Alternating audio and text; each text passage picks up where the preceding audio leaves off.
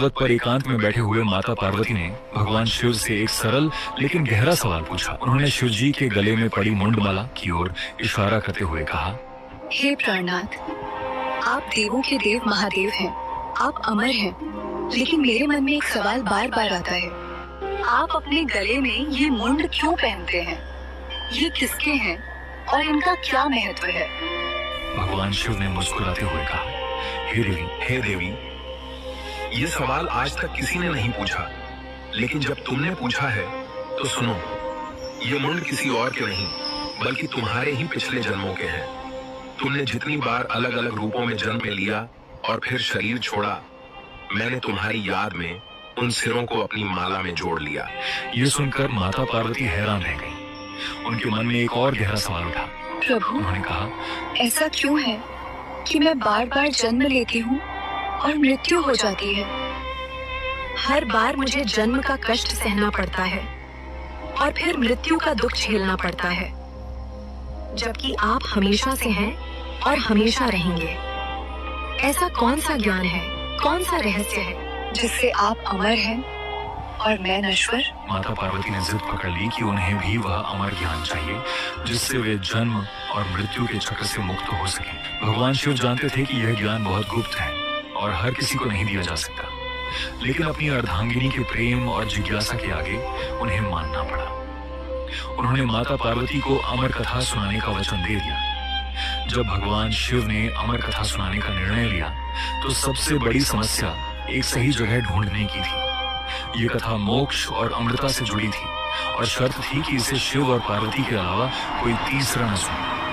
अगर कोई मनुष्य, देवता, पशु या पक्षी भी इस कथा को सुन लेता तो वह भी अमर हो जाता और सृष्टि का संतुलन बिगड़ सकता था। कैलाश पर्वत पर हमेशा गण, देवता और अन्य जीव मौजूद रहते थे। इसीलिए भगवान शिव ने हिमालय की एक बहुत ही दूर और सुनसान गुफा को चुना, जिसे आज हम अमरनाथ गुफा के नाम से जानते हैं। ये जगह इतनी ऊंचाई पर और इतनी शांत थी कि यहाँ पहुंचना आसान नहीं था। इस गुफा तक पहुंचने के लिए भगवान शिव ने जो यात्रा की वह अपने आप में एक बड़ी सीख है। यह यात्रा त्याग की यात्रा थी। मोक्ष पाने के लिए इंसान को अपने सभी सांसारिक मोह और बंधनों को छोड़ना पड़ता है और भगवान शिव ने अपने कर्मों से यही सिखाया। भगवान शिव ने अमरनाथ गुफा तक पहुंचने के लिए जिस रास्ते का पालन किया वही आज श्रद्धालुओं के लिए तीर्थ यात्रा का मार्ग बन गया है। इस रास्ते में आने वाला हर पड़ाव इस बात का संकेत देता है कि शिव जी ने वहाँ क्या छोड़ा और क्यों। इसका वर्णन पुराणों और लोक कथाओं में मिलता है। यात्रा का पहला पड़ाव पहलगाम है।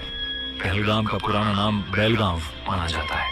मान्यता है कि जब भगवान शिव अमरनाथ की ओर निकले तो सबसे पहले उन्होंने अपने प्रिय वाहन नंदी, बैल को यहीं छोड़ दिया। नंदी शिव जी के सबसे बड़े भक्त हैं और हमेशा उनके साथ रहते हैं, लेकिन गुफा के अंदर जाने के लिए पूरा एकांत जरूरी था। पहलगाम से करीब 16 किलोमीटर आगे अगला पड़ाव चंदनवाड़ी है। भगवान शिव अपनी जटाओं में चंद्रमा को धारण करते हैं, इसीलिए उन्हें चंद्रशेखर कहा जाता है। लेकिन अमर कथा सुनाने के समय वे चंद्रमा को साथ नहीं ले जा सकते थे। चंद्रमा मन का प्रतीक माना जाता है जो हमेशा चंचल रहता है। ज्ञान और ध्यान के लिए मन का शांत और स्थिर होना जरूरी है। इसलिए शिव जी ने चंद्रमा को अपनी जटाओं से निकालकर चंदनवाड़ी में छोड़ दिया। कहा जाता है कि इसी कारण यहाँ के वातावरण में एक अलग ही ठंडक और शांति महसूस होती है। यात्री आज भी यहाँ की मिट्टी माथे पर लगाते हैं। चंदनवाड़ी के बाद रास्ता और भी कठिन हो जाता है। इसके बाद एक बहुत ही सुंदर और गहरी नीली झील आती है जिसे शेषनाग झील कहा जाता है। भगवान शिव के गले में हमेशा नाग देवता रहते हैं। नाग समय, काल और अहंकार का प्रतीक माने जाते हैं। अमर होने के लिए समय की सीमा से ऊपर उठना जरूरी था, इसीलिए भगवान शिव ने अपने गले के सांपों को इस झील के पास छोड़ दिया। मान्यता है कि शेषनाग आज भी इस झील में रहते हैं और भगवान शिव के आदेश का पालन करते हुए यहाँ पहरा देते हैं। कथा में जिसे शेषनाग कहा जाता है वो वास्तव में भगवान शिव के गले के वासुकी ही माने जाते हैं। उस झील का आकार और आसपास की पहाड़ियां ऐसी दिखती हैं जैसे कोई विशाल नाग लेटे हों, इसलिए लोगों ने उसे शेषनाग से जोड़ दिया, जबकि शेषनाग तो भगवान विष्णु से जुड़े माने जाते हैं। ग्रंथों में साफ साफ ये नहीं लिखा कि शिवजी ने वासुकी को ही वहां छोड़ा, लेकिन लोक कथाओं और परंपराओं में उस स्थान का नाम शेषनाग पड़ गया। शेषनाग से आगे बढ़ने पर महागुणास पर्वत आता है, जिसे महागणेश पर्वत भी कहा जाता है। ये जगह लगभग 14,000 फीट की ऊंचाई पर है। यहाँ भगवान शिव ने अपने प्रिय पुत्र गणेश जी को छोड़ दिया। गणेश जी को विघ्नहर्ता कहा जाता है, लेकिन इस यात्रा में शिव जी को अपने पुत्र के प्रति मोह का भी त्याग करना था। उन्होंने गणेश जी को वहीं रुकने के लिए कहा। यह त्याग सबसे कठिन माना जाता है, क्योंकि अपनी संतान को छोड़कर आगे बढ़ना वैराग्य की सबसे बड़ी परीक्षा है। गुफा से लगभग 6 किलोमीटर पहले पंचतरणी नाम की जगह आती है। यहाँ 5 छोटी छोटी नदियों का संगम होता है। हिंदू दर्शन के अनुसार हमारा शरीर 5 तत्वों से बना है: पृथ्वी, जल, अग्नि, वायु और आकाश। भगवान शिव इन सब तत्वों से परे हैं, लेकिन अमर कथा सुनाने के लिए उन्हें अपने साकार रूप से भी आगे जाना था। इसीलिए पंचतरणी में उन्होंने इन 5 तत्वों का भी त्याग किया। यहाँ की 5 नदियां इन्हीं तत्वों का प्रतीक मानी जाती है। श्रद्धालु यहाँ स्नान करके अपने अंदर की अशुद्धियों को दूर करने की कामना करते हैं। अंत में सभी मोह, माया, रिश्तों और तत्वों को छोड़कर भगवान शिव माता पार्वती के साथ पवित्र गुफा में प्रवेश करते हैं। गुफा में प्रवेश करने के बाद शिव जी ने मृगशाला बिछाई और ध्यान की मुद्रा में बैठ गए। कथा शुरू करने से पहले उन्होंने यह सुनिश्चित करना चाहा कि अंदर कोई भी जीवित प्राणी ना हो। अपनी योग शक्ति से उन्होंने कालाग्नि यानी प्रलय की अग्नि उत्पन्न की और उसे पूरी गुफा में फैला दिया। इसका उद्देश्य यह था कि अगर कहीं कोई छोटा कीड़ा मकोड़ा या जीव छिपा हो तो वह भी न बचे। शिव जी नहीं चाहते थे कि अमर कथा का रहस्य किसी और तक पहुंचे। सब कुछ सुरक्षित होने के बाद भगवान शिव ने अमर कथा सुनाना शुरू किया। ये कथा सृष्टि के रहस्य, आत्मा की अमरता और मोक्ष से जुड़ी थी। माता पार्वती ध्यान से कथा सुन रही थी और बीच बीच में हूं हूं कहकर यह संकेत दे रही थी कि वे सुन रही हैं। कथा बहुत गहरी और लंबी थी। भगवान शिव इतने ध्यान में डूब गए कि उन्हें बाहरी दुनिया का होश नहीं रहा। उनकी आंखें बंद हो गईं, लेकिन उनके मुख से कथा लगातार चलती रही। इसी बीच कथा सुनते सुनते माता पार्वती को नींद आ गई। शायद यात्रा की थकान या माया के कारण उनके मुंह से हूं की आवाज आनी बंद हो गई। यहीं पर एक अद्भुत घटना हुई। गुफा के एक कोने में लकड़ियों या पत्थरों के नीचे कबूतरों का एक जोड़ा था जिसने अंडे दे रखे थे। कालाग्नि से सब कुछ जल गया, लेकिन ये अंडे किसी सुरक्षित जगह पर होने के कारण बच गए। कथा के प्रभाव और उस पवित्र वातावरण से उन अंडों में जान आ गई और उनसे बच्चे निकल आए। जब माता पार्वती सो गईं, तो उन छोटे पक्षियों ने उनकी जगह हूं हूं की आवाज निकालनी शुरू कर दी। चूंकि शिव जी ध्यान में थे, उन्हें लगा कि पार्वती ही सुन रही हैं और वे कथा सुनाते रहे। इस तरह पूरी अमर कथा उन पक्षियों ने भी सुन ली। जब कथा खत्म हुई और शिव जी ने आंखें खोली, तो उन्होंने देखा कि माता पार्वती तो सो रही हैं। वे हैरान रह गए। उन्होंने सोचा, अगर पार्वती सो रही थी तो फिर आवाज कौन कर रहा था? तभी उनकी नजर पास बैठे उन 2 कबूतरों पर पड़ी। शिव जी को गुस्सा आ गया। उन्हें लगा कि इन छोटे पक्षियों ने छल से वह ज्ञान पा लिया जो बड़े बड़े ऋषियों के लिए भी दुर्लभ है। वे उन्हें मारने के लिए त्रिशूल उठाने ही वाले थे कि उन पक्षियों ने उन्हें कहा, हे महादेव, हमने आपके मुख से अमर कथा सुनी है। इस कथा का सार यही है कि जो इसे सुन लेता है वह अमर हो जाता है। अगर आप हमें मार देंगे तो ये कथा ही गलत साबित हो जाएगी। फिर आपके वचनों पर कौन विश्वास करेगा? ये सुनकर भगवान शिव का क्रोध शांत हो गया। उन्होंने मुस्कुराते हुए कहा, तुम सही कह रहे हो। तुमने मेरे मुख से यह ज्ञान सुना है, इसलिए मैं तुम्हें मारूंगा नहीं, बल्कि वरदान देता हूँ कि तुम इस गुफा में हमेशा शिव और शक्ति के प्रतीक बनकर रहोगे और अमर रहोगे। इसी कारण कहा जाता है कि अमरनाथ गुफा में आज भी कबूतरों का वह जोड़ा दिखाई देता है। भक्त इसे बहुत शुभ मानते हैं। कहा जाता है कि इतनी ठंड और कम ऑक्सीजन के बावजूद जहां दूसरे पक्षी जीवित नहीं रह सकते, ये कबूतर वहां भी जिंदा रहते हैं। जिन्हें ये कबूतर दिखाई दे जाए, उन्हें शिव पार्वती के दर्शन का फल मिलता है।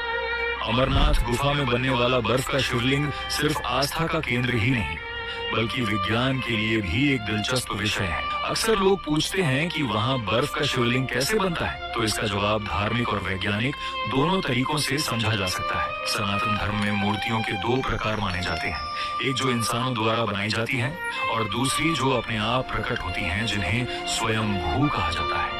अमरनाथ का शिवलिंग भी स्वयंभू माना जाता है। मान्यता है कि जब भगवान शिव ने अमर कथा सुनाई तो उन्होंने खुद को और माता पार्वती को बर्फ के रूप में प्रकट किया ताकि वे हमेशा भक्तों को दर्शन दे सकें। अगर इसे विज्ञान की नजर से देखें तो अमरनाथ गुफा एक खास तरह की गुफा है जिसे कार्स्ट टोपोग्राफी कहा जाता है। यह गुफा मुख्य रूप से चूना पत्थर, लिमस्टोन और जिप्सम की चट्टानों से बनी है। इन चट्टानों में पानी आसानी से रिस सकता है। अब समझते हैं कि शिवलिंग बनने की प्रक्रिया कैसे होती है। गुफा के ऊपर पहाड़ पर जमी बर्फ या ग्लेशियर गर्मियों में धीरे धीरे पिघलती है। यह पिघला हुआ पानी चट्टानों की छोटी छोटी दरारों से नीचे गुफा की ओर आता है। गुफा की छत से यह पानी बूंद बूंद करके नीचे टपकता है। जब पानी की बूंद नीचे गिरती है तो ठंड के कारण तुरंत जम जाती है। फिर उसके ऊपर दूसरी बूंद गिरती है और वह भी जम जाती है। ऐसे ही धीरे धीरे हजारों लाखों बूंदें जमती जाती हैं और एक खंभे जैसा आकार बन जाता है जिसे हम शिवलिंग के रूप में देखते हैं। विज्ञान में इस तरह नीचे से ऊपर बनने वाली आकृति को स्टैलेग्माइट कहा जाता है। अमरनाथ का शिवलिंग दरअसल एक बड़ा आइस स्टैलेग्माइट है। इस तरह अमरनाथ का शिवलिंग आस्था और विज्ञान दोनों का अद्भुत मेल है जो इसे और भी खास बना देता है। अमरनाथ गुफा की खोज को लेकर इतिहास और लोक कथाओं में थोड़ा मतभेद देखने को मिलता है। एक तरफ करीब 150 साल पुरानी चरवाहे की कहानी है तो दूसरी तरफ हजारों साल पुराने संस्कृत ग्रंथों का उल्लेख मिलता है। कश्मीर घाटी में सबसे प्रसिद्ध कहानी एक मुस्लिम चरवाहे बूटा मलिक की है। कहा जाता है कि करीब 1850 के आसपास बटकोट गांव का रहने वाला बूटा मलिक अपनी भेड़ें चराते चराते पहाड़ों में काफी ऊपर चला गया। वहां उसे एक साधु मिले। साधु ने खुश होकर उसे कोयले से भरी एक बोरी कांगड़ी दी। बूटा मलिक ने सोचा कि यह कोयला उसके किस काम आएगा, लेकिन वह उसे घर ले आया। जब उसने घर पहुंचकर बोरी खोली तो वह हैरान रह गया। उसमें कोयले की जगह सोना था।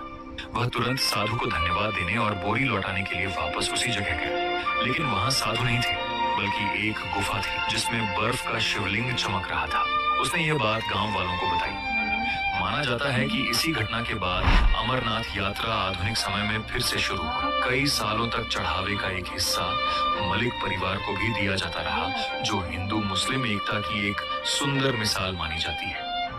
हालांकि बूटा मलिक की कहानी बहुत लोकप्रिय है, लेकिन इतिहास के कुछ प्रमाण बताते हैं कि अमरनाथ तीर्थ इससे भी कहीं ज्यादा पुराना है। भृगु मुनि की भृगु पुराण के अनुसार कश्मीर घाटी पहले सतीसर नाम की एक बड़ी झील थी। जब कश्यप राशि ने इसका पानी बाहर निकाला तब महर्षि भृगु ने हिमालय की यात्रा की और सबसे पहले अमरनाथ गुफा के दर्शन किए। नीलमत पुराण ये कश्मीर का सबसे पुराना ग्रंथ माना जाता है जो करीब 1400 साल पुराना है। इसमें अमरनाथ का उल्लेख अमरेश्वर के नाम से किया गया है। इससे पता चलता है कि बूटा मलिक की कहानी से कई सदियों पहले भी लोग इस जगह को जानते थे। राजतरंगिणी 12वीं शताब्दी। कल्हण द्वारा लिखे गए कश्मीर के इतिहास ग्रंथ राजतरंगिणी में बताया गया है कि राजा संदीप थी 34 ईसा पूर्व यहाँ पूजा करने आते थे। इसके अलावा 11वीं शताब्दी में रानी सूर्यमती ने इस स्थान पर त्रिशूल और अन्य उपहार भी चढ़ाए थे। इससे यह साबित होता है कि यह तीर्थ प्राचीन समय से ही राजा महाराजाओं और आम लोगों के बीच प्रसिद्ध था।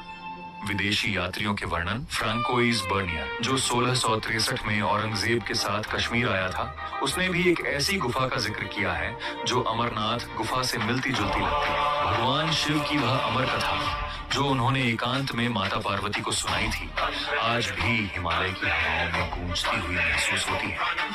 चाहे हम इसे आस्था की नजर से देखें, जहां कबूतर शिव शक्ति का प्रतीक माने जाते हैं और बर्फ का शिवलिंग साक्षात महादेव का रूप माना जाता है, या फिर विज्ञान की नजर से देखें, जहां प्रकृति पानी की बूंदों से एक अद्भुत संरचना बनाती है। अमरनाथ गुफा हर तरह से अनोखी है। हर साल लाखों भक्त बम बम भोले के जयकारे लगाते हुए इन कठिन पहाड़ों पर चढ़ते हैं। वे सिर्फ बर्फ के शिवलिंग के दर्शन के लिए नहीं जाते, बल्कि अपने अंदर छुपी उस शक्ति को जगाने जाते हैं जो हर मुश्किल को पार कर सकती है। जैसा कि भक्त कहते हैं, जय बाबा बर्फानी, भूखे को अन्न प्यासे को पानी।